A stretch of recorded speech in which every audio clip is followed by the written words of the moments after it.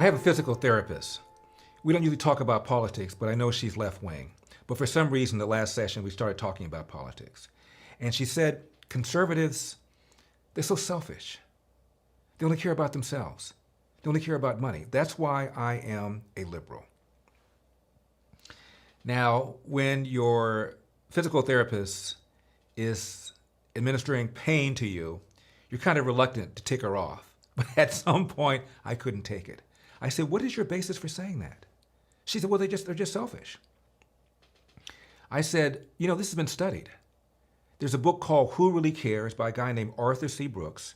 And Arthur C. Brooks was not a conservative. He was a public policy professor at Syracuse University. He wanted to do a paper on something people haven't done before, and he was shocked to find out nobody had ever done an extensive study on whether or not liberals or conservatives were more generous with their time, with their money. And he was shocked to find out that conservatives, by far, give more money, give more time than do liberals. And my therapist said, well, that's because conservatives have more money.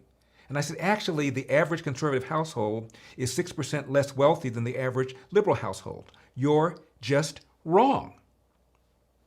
And she was shocked. And I said, you know, years ago, I was getting my hair cut. I get my hair cut at a barber shop / beauty parlor. And a lady next to me was going on and on and on about how selfish Republicans and conservatives were. She didn't know who I was. Otherwise, I would imagine she would have been a little more cautious. But again, over and over and over again, I started not to intervene. I was just there to get my hair cut. You know, I work for a living. And sometimes I want to take the day off, but I couldn't take it. And I turned to her and I said, excuse me, do you have any idea who gives more money and gives more time to charity, Republicans versus Democrats, liberals versus conservatives? She said, oh, Democrats give more time. Democrats give more charity. Liberals give more time. Liberals give more charity. I said, actually, it's been studied. There's a book called Who Really Cares by a man named Arthur Brooks. And he was shocked because he thought the same thing you thought. He grew up in a non-political household. He wasn't liberal. He wasn't conservative. He was just kind of in the middle.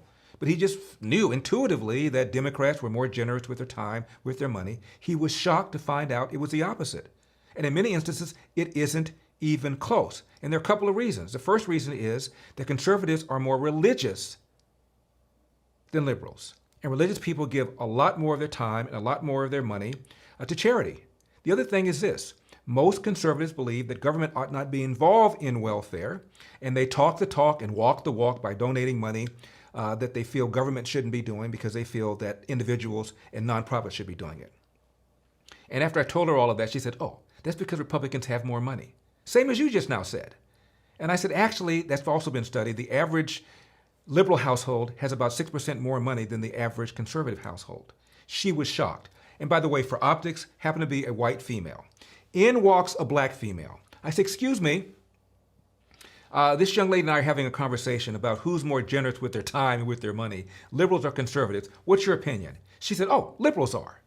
By far. They're more generous. They're more caring. I said, actually, it's been studied. There's a book called Who Really Cares, and I went down the whole litany with her as I did with the other young lady, and she said, oh, that's because conservatives have more money. I said, actually, that's been studied too. They have less money. They're just more generous. She too was shocked. Here's a report on the book Who Really Cares, and I'm quoting. Religious people are givers. Religious observance is a key predictor of generosity. People who attend church weekly are 25 percentage points more likely to give money and 23 points more likely to volunteer than people who rarely attend. They give 350% more money and volunteer 200% more time despite not having higher household incomes. Notably, this giving was not just to religious charities and causes. Their support of entirely secular charities and voluntary associations is also comparably higher. End of quote.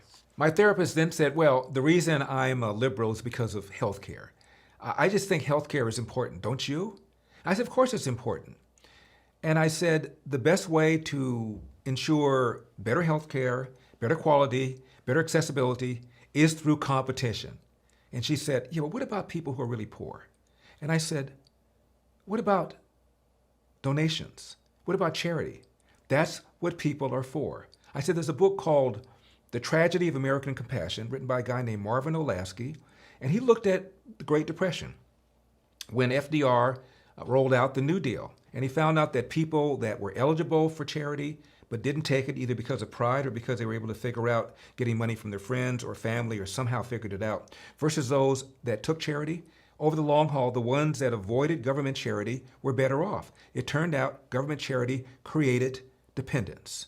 This gentleman looked at both those books, Who Really Cares and The Tragedy of American Compassion.